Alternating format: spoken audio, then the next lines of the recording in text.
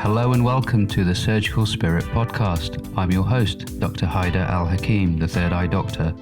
Pull up a chair and get ready for some candid and uncompromising discussion with experts, innovators, agitators, and influential people from every corner of health and well-being. From inside the hospital to at home in the kitchen, we're leaving no stone unturned in our quest to uncover the secrets of healthier, happier, more successful, and less stressful lives. Thank you so much for joining us, and without further ado, let's meet this episode's guest. Hello, Nicola. How are you? I'm very well, very well. Really lovely to see you. Absolutely. So, I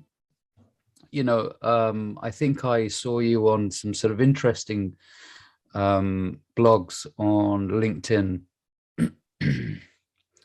For some reason, I tend to attract quite a few coaches. I don't know why. What was it that sort of really attracted you to this, whole notion of coaching and mentoring? I was a GP for quite a long time, and I had some coaching myself. And so what happened there was that I did the classic GP thing of falling and injuring my back, but because I could still feel my feet, I was just like, oh, I'll be fine, and I didn't go to A&E. And then I found myself in agony weeks later, still struggling with this back injury. And it was just a moment in my career where I really needed to stop and take notice of everything that was happening in my life. I was juggling too many things, young children, husband traveling abroad, working hard as a GP. And I had some coaching. And what really interested me about being coached was how quickly you can come up with fresh thinking, how quickly you can transform your perspective on something. And I think if I hadn't have experienced coaching before I even thought about becoming a coach, I wouldn't have done it. But having that lived experience myself of going, wow, that was quick, that was easy, was really powerful for me. And funnily enough, that was easy, I think is really interesting because as a medic, and we strive, we try so hard, we studied for years, I always wanted to be the best at everything that I was doing, and the idea that something could be quick and easy but still really powerful and profound was quite new for me. It was a mindset shift that made me think, oh, okay, things can be easy and still be valid. So it was powerful and it was quick. Was this coaching, was this something at the back of your mind, or was it kind of forced upon you to have coaching session? I mean, why coaching? No, it was voluntary. Right. Yeah, no, right. I sorted out.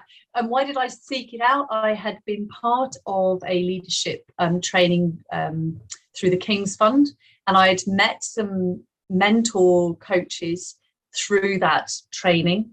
And so when I found myself in this, like that feeling that, look, I'm a reasonably intelligent person. I've thought this through, and I still feel stuck.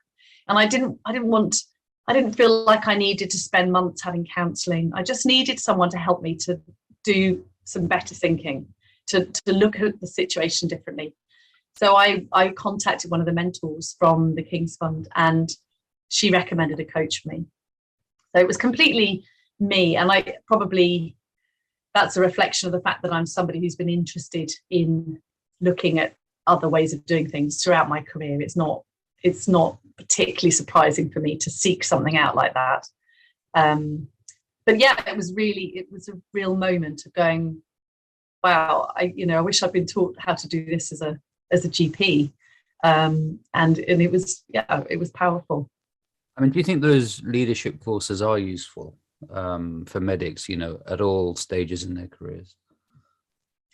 Well, the course, the training that we had was actually funded by Macmillan. It was for Macmillan GPs. So it was helping us to move more into a leadership role. I have a huge amount of respect for the King's Fund, and actually this program that they put us through was brilliant.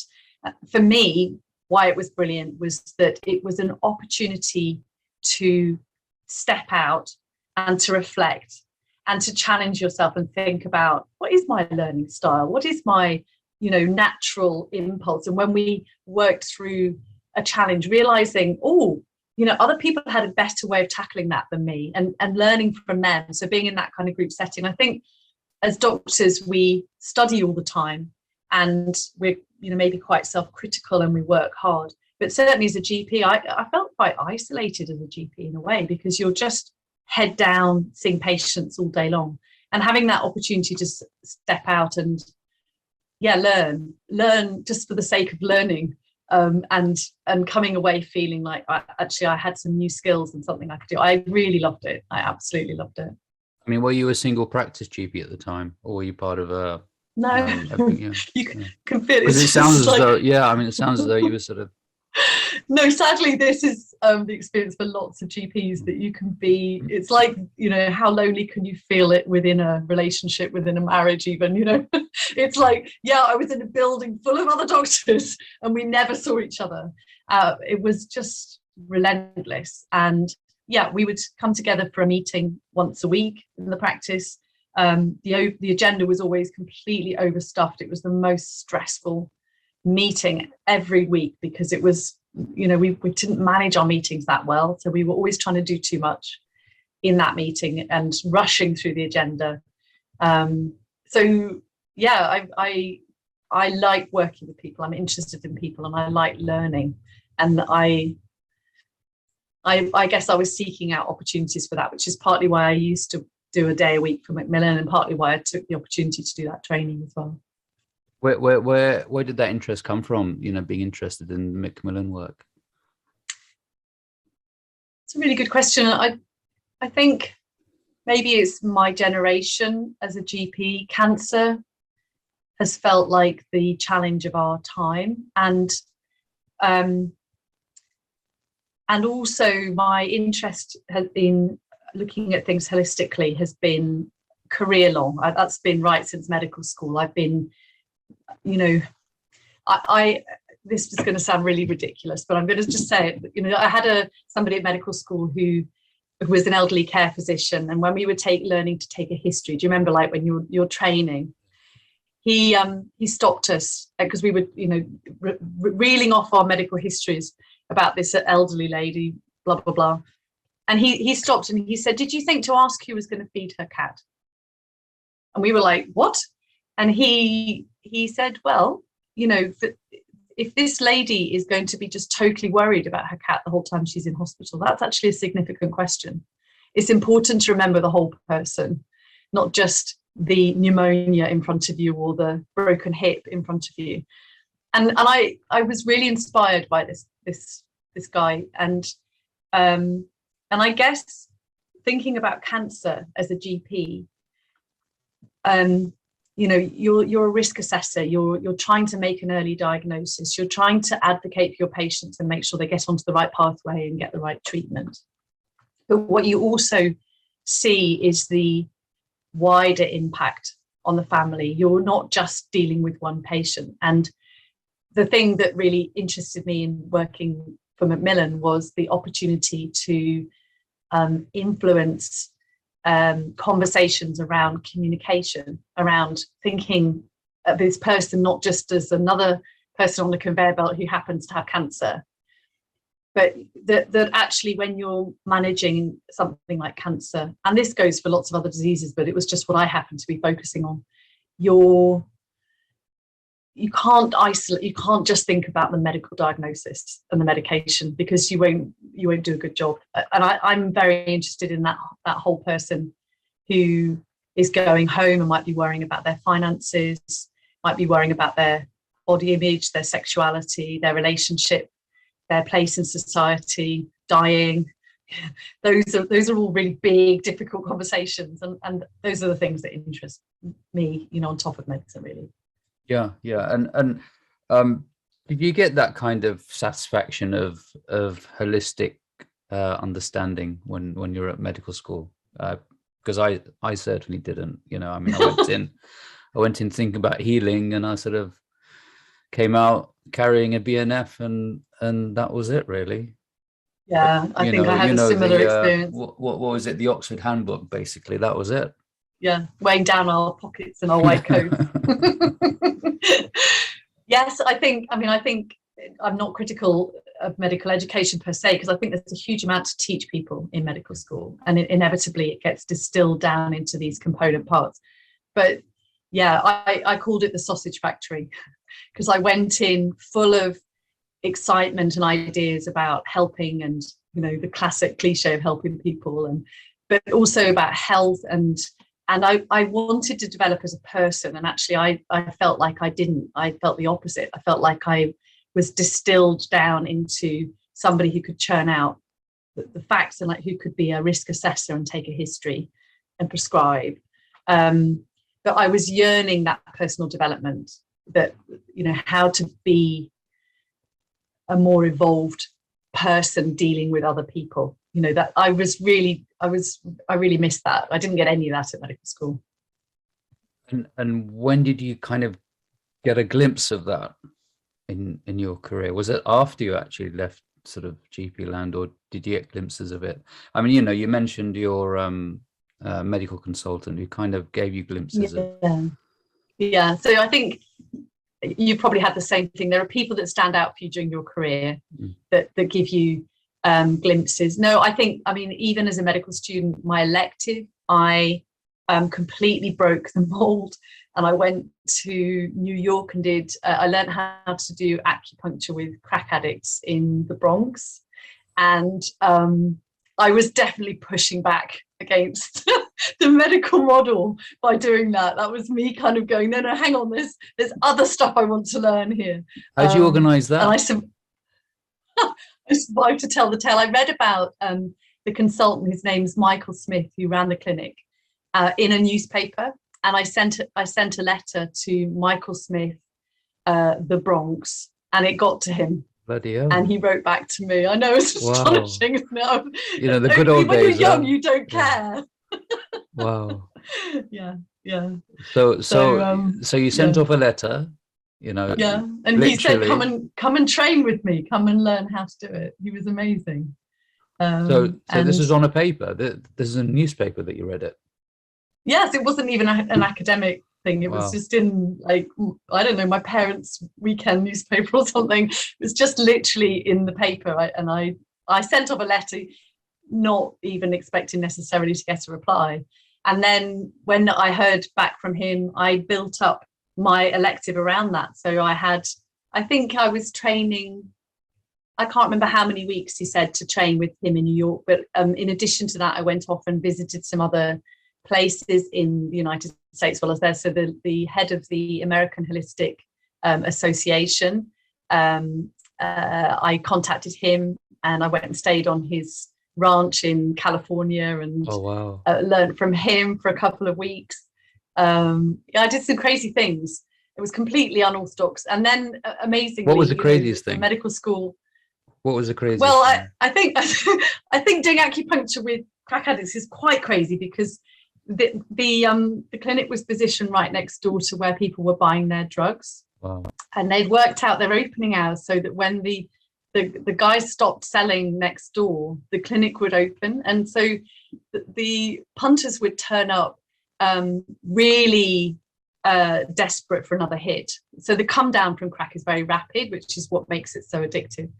So the language and the aggression that they would spill through the front door, kind of, I can't even say what they were saying, but, FF, this, like really, and sweating and eyes bulging, like they were raging as they would come in. And we were taught how to just get one needle into their ear, and they would just fall asleep. And we were using 6 acupuncture points in their ears. And they would fall asleep, and after 40 minutes, you just gently wake them up, and they say, "Thank you so much, Mom, you've been so kind," and like really, really lovely, graceful person returned. And then they would leave, and it was completely wild to experience acupuncture in those kind of circumstances. It was just amazing. Wow, I was probably a little bit unsafe. My parents didn't know much about what was going on, but yeah, completely astonishing. Wow, that's I've never heard of that. That sounds absolutely mind-boggling. It was phenomenal. It was phenomenal. And obviously, you know, I think, I don't know what's happened in terms of research and what they can show about how, you know, in terms of getting people off the drugs long term. I think, you know, there's a lot to addiction that's more than just acupuncture. But it really opened my eyes to the fact that there's a lot more to medicine than the things that we teach in the Western biomedical model. Yeah, and it was very, very interesting. And Well, also, I learned to kind of handle myself in that situation. Well, absolutely. That's you know, I mean, that's the main thing, really. It's sort of seeing these really difficult situations and being able to continue functioning in a reasonable manner. Yeah, and also to feel compassion. Actually, you know, I felt these people were lovely, but the drug was making them really violent and volatile. And like you could see that transition so visibly. Was very, very interesting. And, you know, I mean, as you said, it's sort of, you know, the whole holistic environment, so to speak, you know, that they know that there is a sort of a safe space or a safe environment or a safe house that they can go to, and they know that they're going to be cared for during these, you know, really horrible times for them. Yeah, it was interesting. And yeah, since then, I guess it's been a theme. As I've said before, I think that I did some work at Bristol University. There was quite a lot of really enthusiastic lecturers who were interested in what they named whole person care at Bristol University. So I've had other support and people around me during my career who were also interested in thinking outside the box and helping medical students to think in that way as well. So I guess it's continued. It's been a theme through my career, but I'll be honest with you, as the longer my career has gone on, the harder it's been to be a holistic GP. And that's the thing that makes me really sad, actually, is that it has changed and it's much, much harder to manage people in that way, to be that.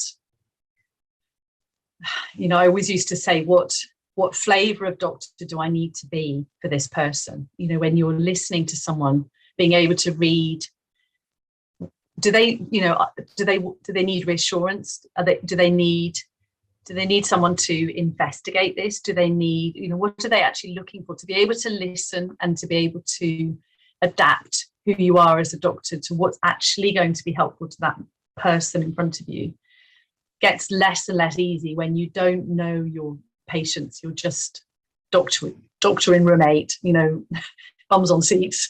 You know, it's become very anonymous and very much more difficult. And obviously I haven't been being a GP during the pandemic, but I think it's got even more difficult since then. But that made me sad. I loved being a community GP, part of a local community, and seeing the context in which people, you know, that people's health is not isolated. It's not just in the clinic. You know, their health is part of where they're living and all of those things as well.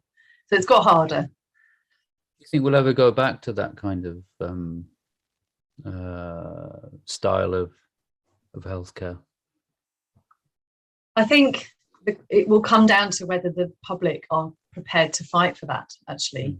You know, I think that it's very political, and at the moment we've got overwhelming numbers of patients in an underfunded service, and you know, it's incredibly difficult to provide a safe service under that kind of pressure.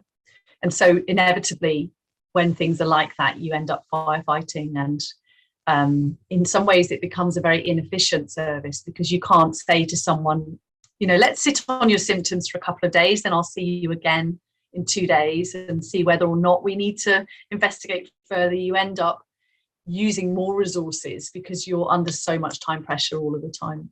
And that's highly problematic. And I think unless the public, and we're all the public, you know, unless all of us are prepared to say, actually, we want a really comprehensive primary care as part of the system, and we value that, I don't think it will come back. I think I'm scared that most people don't realise what they're losing. We may have already lost. So yeah, it's difficult. It's a very difficult time. and difficult decisions are having to be made because of resources, or lack of resources.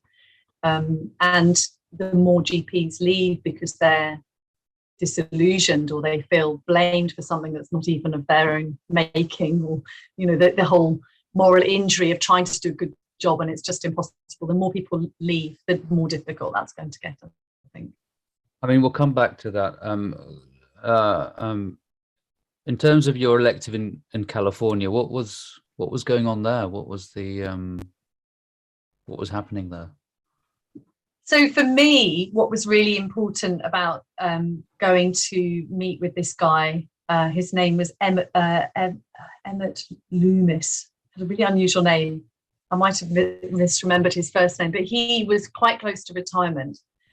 And for me, it was about seeking out someone else who was a conventionally trained medic who had carved their own path and talked about holistic healthcare. I guess I needed some role models, and I needed to believe that I could be me in the system that I'd trained to be in, that I could flourish in some way. And I was really seeking role models. And he was,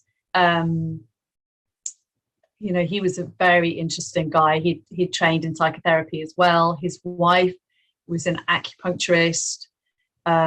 He wanted to talk about philosophy and the world and everything.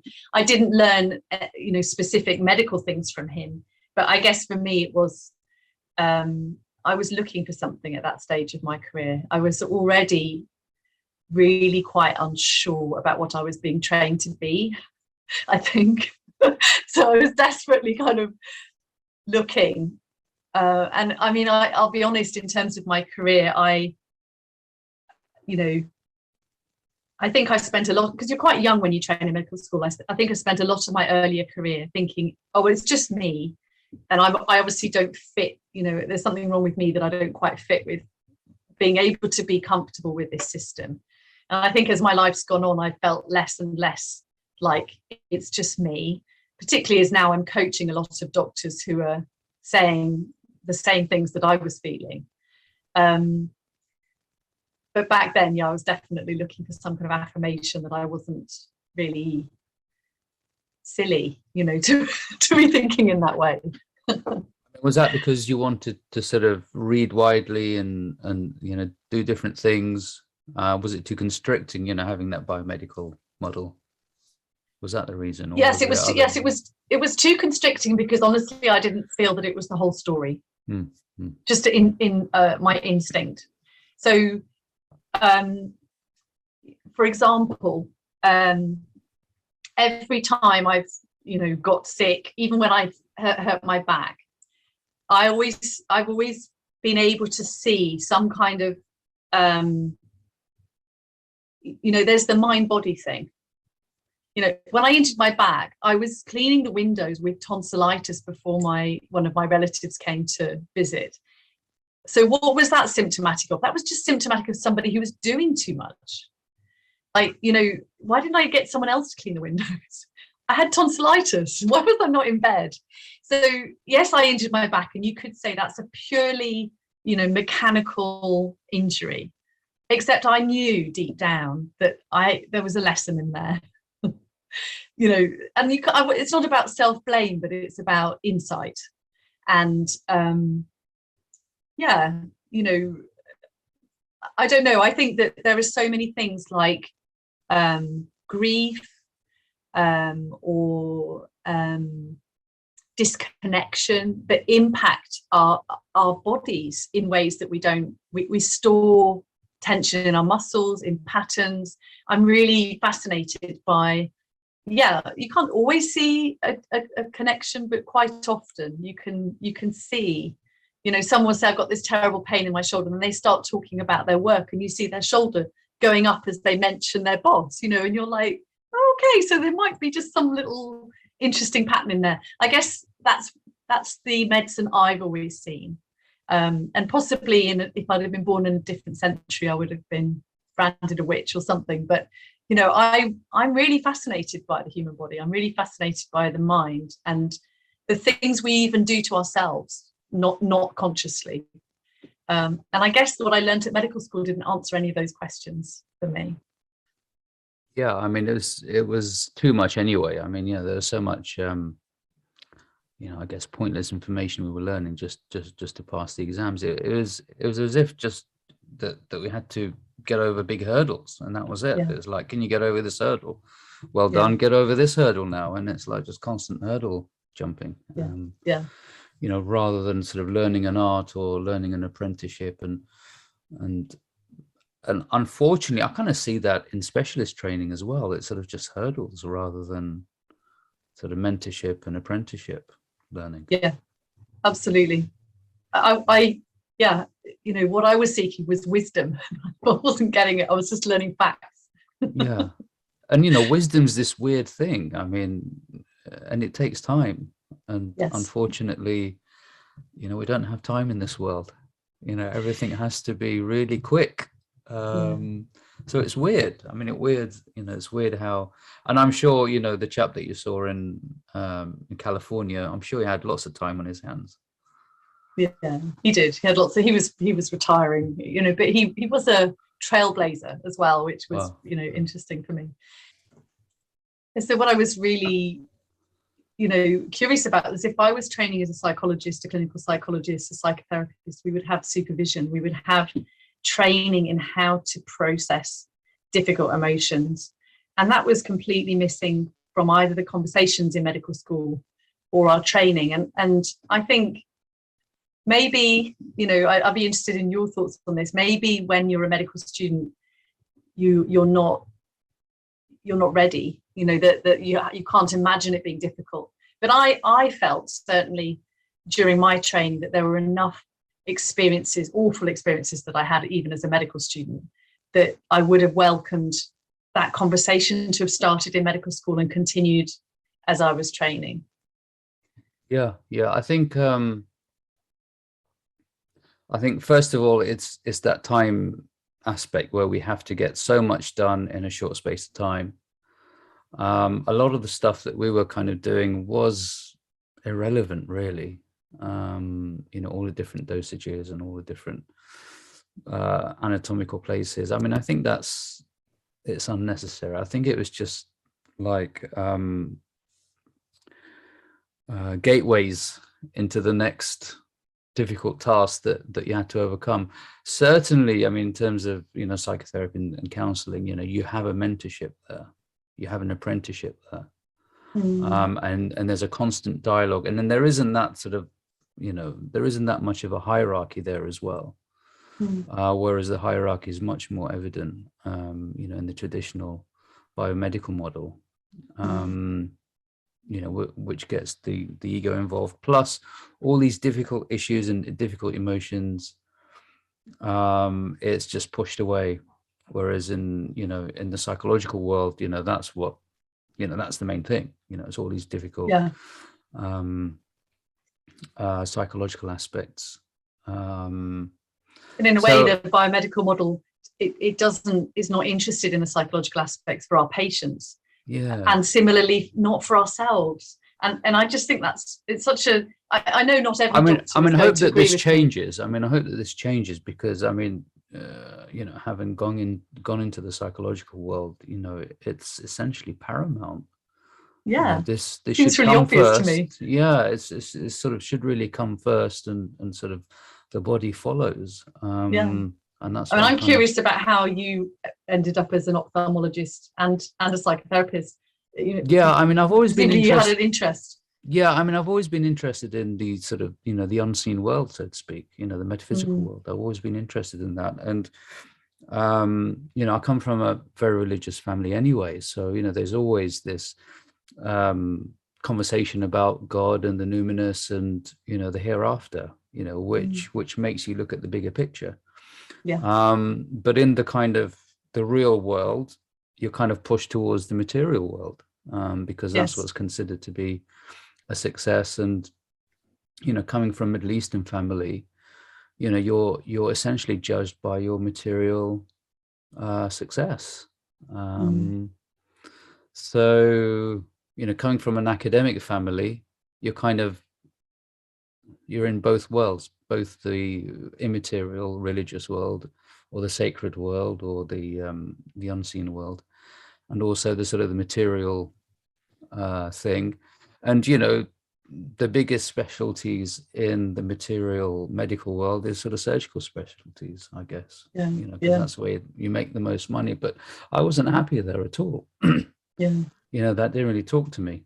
What really talked to me is sort of going beyond the physical world, because and I find my kind of slot in that sort of unconscious world, because you can speak in a certain degree of scientific nomenclature. So that's why I've always been interested. I had to do what my culture and what my society told me to do, which is become successful materialistically, but it doesn't fulfill me. And that's why I went back to kind of the woo-woo world. The sort of the witch word, witches and wizards and sort of all that kind of fantasy stuff that goes on in the head. So it's interesting, isn't it? And going back, what drives us in. Going back to our point is that a lot of our medical consultation is a sort of a psychological counseling therapy session. Or slash coaching, if that's the flavor that you like. Exactly. It is and it's also about seeing the unseen and the unspoken. And that's actually what I enjoyed the most about being a doctor, was the ability to hear the history, but also to ask the right question that revealed what wasn't being said. That was always the nugget that I was interested in, was what was really going on. And in an emergency situation, you get straight on with it. But certainly in primary care, most situations are not emergency situations, and you're having an interaction with someone's life, and you're thinking, why now? What's brought you here today? What other factors are going on for you? What's the unspoken story that surrounds this presentation? And that's what I find really interesting. But I had to find my own way to process all the discomfort of dealing with other humans, because it's not easy seeing people in distress. It's not easy seeing people dying, or dropping down on the floor, having a heart attack or whatever. I didn't find any of that stuff very easy at all. How did you sort of, it's not a sort of the end product, but how did you find yourself being able to cope with these things and being better at it? So initially, I think I did a lot of disconnecting, actually. I think I was very professional. I kept buying more medical textbooks and learning as much as I could. I think I went down a route that a lot of people go down, which is the more I know, the kind of safer I'll feel. And that served me for a number of years. But ultimately, I needed to learn, and this is kind of what led me to more the work I'm doing now. I needed to learn how to relate to and regulate my internal responses to things. So as a child, I was told I was too sensitive, and as a medic, some medics would probably have said I was just too sensitive. But I needed to turn that into actually what makes me really good at what I do, and to find a way to manage it. And one of my fears as a GP was that, was my only option to shut off the empathy in order to avoid burnout? Or if I stayed being that empathetic, people would refer to me as the compassionate doctor. If I stayed that way, would I ultimately just kind of burn up and end up as sort of husk of a person that didn't have anything left to give? And that was the big question of my career, was what were my options? And that's what's led me to what I'm doing now, really, is actually understanding how to manage being a warm, compassionate, sensitive being, and also being able to look after myself at the same time. Isn't that difficult, though? Isn't that sort of a difficult? I thought it was. I thought it was. I thought it was impossible. But that's where understanding the physiology of self-compassion really helped me. So we think we know what self-compassion is, or it's just being nice to yourself. But I needed to understand that empathy and compassion come from different places in the brain, and you can train yourself to be compassionate to yourself and to other people, and to not just throw the empathy gates open and drain yourself in the process. And so that was a really big lesson for me, and I kind of wish I'd learned it a bit earlier in my career. Would have been really helpful. Could you tell us more about the difference, and what you mean by the physiological differences between the two?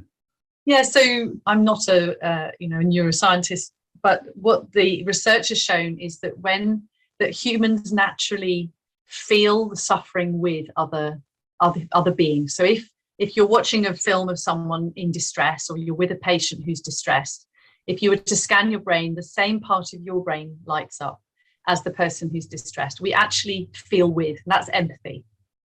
And the problem with empathy, and the reason the medics go around saying we've got to build a wall, is because if you just keep feeling all the time, it's a route to burnout. It's just too exhausting. Compassion actually arises from a different part of the brain. It's training yourself to be able to relate to and turn towards suffering with the intention of being supportive, but not taking it all on as your own. And so the physiology of that is learning to notice what's happening in yourself, so that you don't go into that threat response that's like, I'm just feeling with. That you can manage your own internal processes through your breath, through managing, training your inner critic to be something that's more supportive. And also through your mindset, through your intention. So one of the things I had to let go of as a doctor when I was really learning about this stuff was the idea that I had to be the solution. We become fixers. As particularly GPs, we see someone every 10 minutes and we haven't got much time. So it's just like, here's your answer, here's your answer, here's your answer. We become habitual fixers over time, which is not great for holistic care, but it's just, it's what naturally happens to us. And it's slightly addictive being a fixer. But what I learned is that I had to just take a step to understand that I was not the cause of that person's struggle, and that it wasn't entirely within my gift to end that struggle, in the sense that I might prescribe something for somebody, but they might not take it. I might offer someone some options. They might choose to take none of them. I might refer someone to the hospital thinking that certain thing might happen, that it might not happen. There might not be the funding, or the surgeon might decide that a different course of action is better. So separating that feeling that I, as the doctor, was the solution, just taking a step back from that was really helpful. It really released some of that emotional stress that you feel when you're trying to help, you're trying to make things be okay, which is a sort of emotional state that you can get into when you've been being GP for a long time. It's sort of like banging your head against a brick wall, trying to help people. And so learning self-compassion is not as simple as just being nice to yourself. It's actually it's a way of thinking, it's a way of managing yourself, and it's a way of training yourself to use your physiology differently and be less reactive and more in that creative state, or in that kind of, I can see the difficulty, I can relate to the fact this is hard for this person, and I'll see what I can do to help. Yeah, I mean, it's quite difficult being in that state of ambiguity, and I mean, in my case, you're expected to have all the answers, but when I sort of give them that sense that there is this ambiguity here, and that there is this uncertainty, but this uncertainty is not a bad uncertainty. It's actually a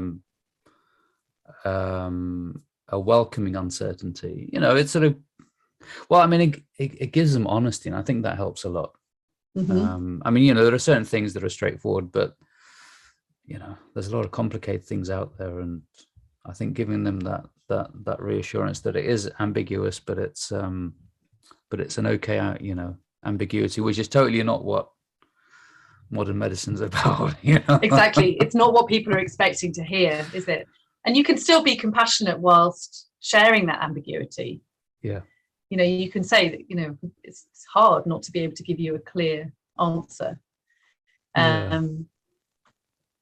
But I mean, it's having that sort of dialogue, isn't it? I mean, it's having that honest dialogue, and I think it's sort of difficult in this, you know, in this day and age of quick cut, quick diagnosis, quick treatment, done in 1 minute. Well, it's true. I suppose for me, when I refer to this sort of these processes, for me, I needed to practice a lot of this on the inside. This was less outward than inward.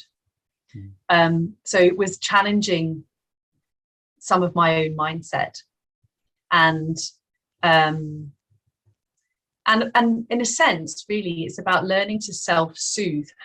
You know, one of the things that we do when we're striving and we're, you know, trying to be doctors and is that we stuff down our emotions and we don't validate them. We're kind of like, you know, very, very good in you know, just at setting our feelings aside and dealing with the job in hand. That's kind of almost central to what we're trained to do.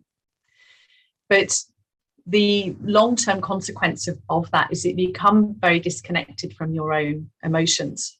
You know, a lot of, I certainly remember feeling this, and a lot of doctors will say this, is that I don't actually really know what I feel anymore. And so part of learning to manage myself differently was about having the courage to reconnect with some of my feelings, but to manage them in a different way. So to actually be thinking about validating, you know, when someone's shouting at me in clinic, actually acknowledging to myself, this is hard for me. It's obviously hard for them too, otherwise they wouldn't be shouting. You know, just little tiny changes like that. Instead of just expecting myself to be okay and be like a robot, actually beginning to validate that internal experience.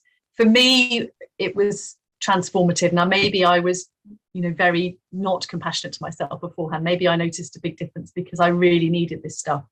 But a lot of people I talk to have said, you know, yeah, that's not in their vocabulary to manage themselves in that way. And I think it would be helpful for doctors if we were shown how to do it. And you've decided to, you know, essentially stop practicing, which is a massive decision. It was huge. yeah. What? I mean, the burnout led to that, I'd imagine. Yeah, it did, and yes, I think when I reached burnout, one of the biggest thoughts was I could take some time off, but nothing would have changed when I go back. So I need to change something in me. I need to do something different here. I kept the door open for a while to the idea of returning, but I started to enjoy what I'm doing now so much and be so busy with it, and also see the fact that I can actually help other doctors who are practicing. I don't just work with doctors, but I have a number of clients who are doctors, and through the pandemic I've been doing a lot of work with trusts, helping leaders to understand the compassionate leadership, how to use some of these skills to help themselves and to coach their teams. So I'm encouraging, I mean, are you encouraging other doctors to leave the profession? I mean, from this kind No. No, okay. No, I mean, so, I think we all desperately need doctors. I think if we could help people to value themselves, look after themselves. No, but I mean, what I mean is that, you know, some people realize that it's not their profession. I mean, you know, whether we have a, you know, medical crisis or not, I mean, you know, that's irrelevant, really. Oh, I mean, some of my clients, they want to leave. As a coach, you're very much led by your clients. So, I don't want people to copy what I've done. I would rather we kept as many doctors as possible. But I mean, if I can help people, I mean, in your view, do you see that kind of trend happening a bit more than before? I mean, it's difficult to tell of obviously. The statistics show that actually we are losing doctors at a certainly from primary care at a much faster rate. Yeah, it's very sad. I guess the system is changing. You know, the way, you know, the whole medical model is sort of happening. It's all fast food medicine, I guess. Well, Claire Gerardo wrote a very interesting article about this recently, about her realizing how much the job had changed when she was doing her last out of hours shift, I think. She wrote a lovely article I saw recently, And I totally agree with her that, that it's changed beyond recognition in primary care. And I'm sure, certainly talking to consultants and other doctors in trust, I think many of us feel that our jobs have changed an awful lot, not just because of the pandemic. So we really need to take care of our medical staff, not just doctors, across all the aspects of healthcare. I mean, if you would sort of to change three things in the current, situation, what would be the sort of the three top things that come to your mind? I mean, the first thing from a primary care point of view is I have a big question around workforce planning, because there's such a culture of an open door in primary care, that you see as many patients as are needed in a day, that it doesn't, my logical brain says, how on earth are we doing workforce planning for primary care? It's just crazy as far as I can see. So I think something really needs to change there about how we think about primary care and how we plan a workforce, and we actually recruit a workforce so that we can keep some really, joined up primary care. It's a huge part of good healthcare is community and primary care. So workforce planning is a major problem. There's, I can talk about compassionate leadership and all of those things, but actually, if we don't have enough resources and staff, it's awful for the staff that are trying to do the job at the moment. So that's absolutely number one for me.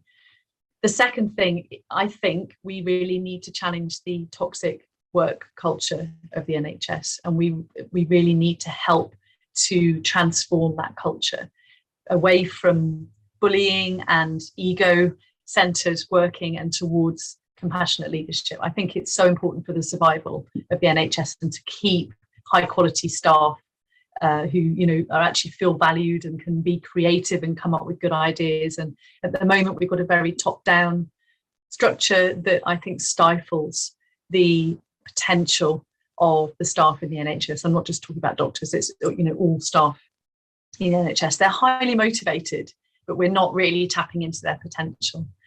And then I guess the third thing would have to be from me that I would love right from the word go that people who are training in healthcare are shown how to manage themselves, to deal with their internal processes so they can better serve patients. Because I think if we're struggling on the inside, we can't do good healthcare. If we can help people to manage the difficult feelings that arise when we're dealing with the public, I think we would be so much better as healthcare professionals. So there you go. They were off the top of my head. I hadn't prepared that, but they came through pretty loud and clear from me. Awesome. And we like to finish on this question, or which I really enjoy. What would you tell your Nicola self, the 18-year-old or the 17-year-old or the 19-year-old that's about to start medical school? What would your three top tips be to her? Wow, the biggest thing would be to trust your inner voice and don't try and do it all on your own. So connect with other people who inspire you, and let yourself be supported and connected with other people. And the third thing, I guess, is number one thing to learn coming into medicine is about being a team player. So you're not an individual in this huge machinery. Be part of the team. Yeah, I wish I'd been told all of those things. Yeah, it would have made our life a lot easier. Thank you so much, and hope to see you in the flesh soon. Thank you. It's lovely to chat to you, and yes, hope to see you again soon.